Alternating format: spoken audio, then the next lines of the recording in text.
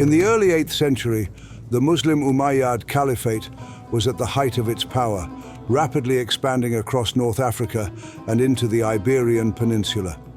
In 711, they achieved a major victory at the Battle of Guadalete, where an Umayyad force led by Tariq ibn Ziyad defeated the Visigothic king Roderick.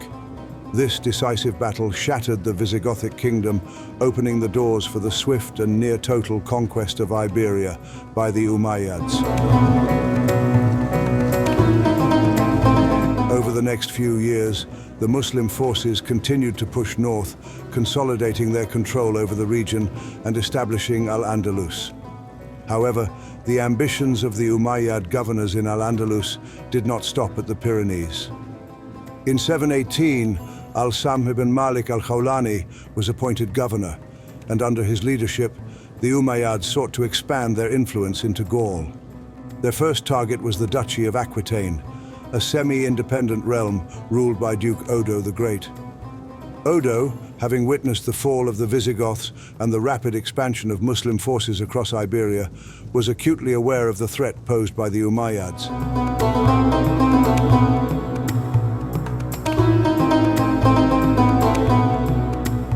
In 719, Al-Samh led a successful campaign that captured Narbonne, establishing a foothold in southern Gaul. Over the next 2 years, the Muslim forces continued to raid deeper into Aquitaine, spreading fear and panic throughout the region. In early 721, Al-Samh set his sights on the Aquitanian stronghold of Toulouse, hoping to deliver a crippling blow to Odo's power. In early 721, the siege of Toulouse began. Al-Samh ibn Malik al-Khawlani's forces, fresh off a string of swift victories, believed this would be yet another conquest for the Umayyad Caliphate. With a cavalry-heavy army and the advantage of mobility, Al-Samh had been unstoppable in southern Gaul. But as the weeks dragged on, the 3 months of waiting outside the walls of Toulouse stripped away their advantage. The Muslim forces had become stagnant, relying heavily on the prospect of the city's eventual surrender rather than engaging in active warfare. Odo, Duke of Aquitaine, took full advantage of this lull.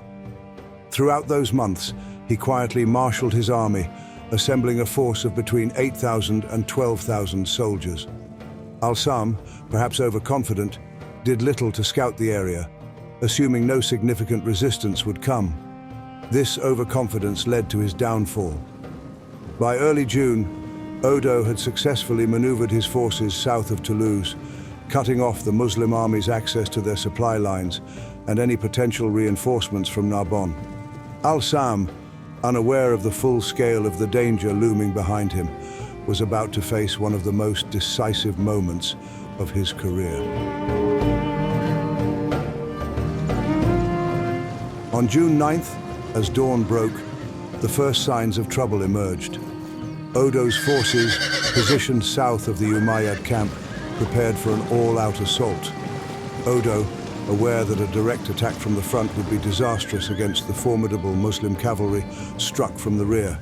With the element of surprise on his side, Odo's forces descended upon the unsuspecting Umayyad camp. The sound of hooves thundering in the distance quickly reached the ears of the Muslim sentries, but it was too late. Odo's army smashed into the rear of Al-Samh's troops, catching them completely off guard.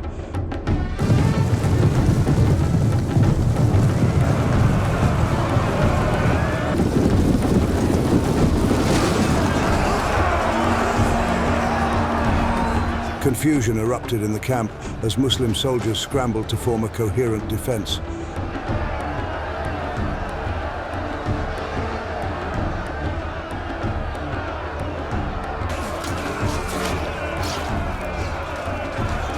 At the same time, the garrison from inside Toulouse took advantage of the chaos and launched a daring sally, attacking from the front.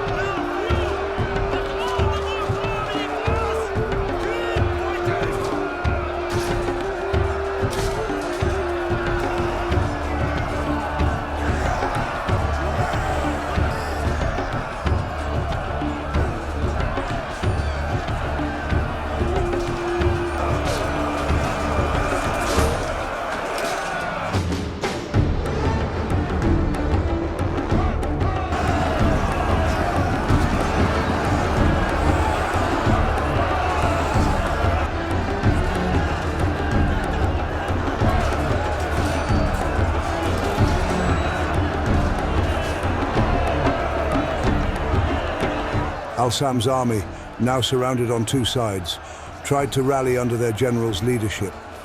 For several hours, the battle was an intense melee, with both sides locked in brutal combat. The Umayyads, though taken by surprise, did not break easily. Al-Samh, despite being severely wounded early in the battle, urged his men to hold the line. Muslim soldiers, both Arab and Berber, fought with determination, but the combined forces of Odo's army and the city's defenders began to overwhelm them. As the battle dragged on, Al-Samh's injury worsened. Without his leadership, the coordination among the Umayyad forces began to collapse. Some units tried to flee, but with Odo's forces blocking their retreat to the south and the Toulouse garrison pressing them from the north, escape was nearly impossible. With their lines breaking and thousands of Muslim soldiers falling on the battlefield, the once feared army of Al-Samh crumbled. A small contingent of survivors, realizing that all hope was lost, managed to break through the encirclement and retreat toward Narbonne, carrying their mortally wounded commander with them. By the time the dust settled, the battlefield outside Toulouse was strewn with the bodies of thousands of Muslim soldiers. Odo's forces had achieved a decisive and overwhelming victory. Al-Samh, though he escaped with his life initially, succumbed to his wounds soon after reaching Narbonne. This crushing defeat not only ended the immediate threat to Toulouse, but also marked the first major setback for the Umayyad expansion into Europe. Odo's victory would echo through the halls of history as one of the most significant battles of the early Middle Ages.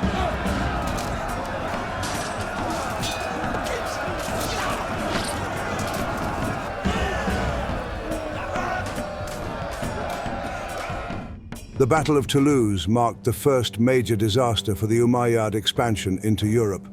The devastating defeat shook the political landscape in Al-Andalus and halted Muslim raids into Gaul for several years. This catastrophic loss of men, leadership, and momentum brought a temporary end to the ambitious plans of the Caliphate to extend their reach into the heart of Europe. For Duke Odo, this victory was nothing short of monumental. His successful defense of Toulouse earned him widespread acclaim, solidifying his status as an independent ruler in Aquitaine. Even the Pope recognized Odo's triumph, sending him gifts to honor his deeds and strengthen his position. However, despite the glory, Odo's struggle was far from over.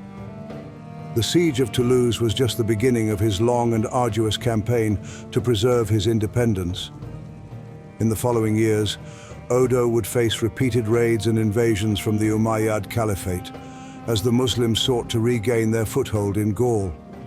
The retreat of the Umayyad forces back to Narbonne was coordinated by one of Al-Samh's leading officers, Abd al-Rahman. 11 years later, in 732, Abd al-Rahman would lead another invasion into Gaul, culminating in the famous Battle of Tours, where he would face both Odo and Charles Martel. But that is a story for another time. On this channel, we are putting together narrative historical cinematic battles. Make sure to subscribe and thank you for watching. See you on the next one.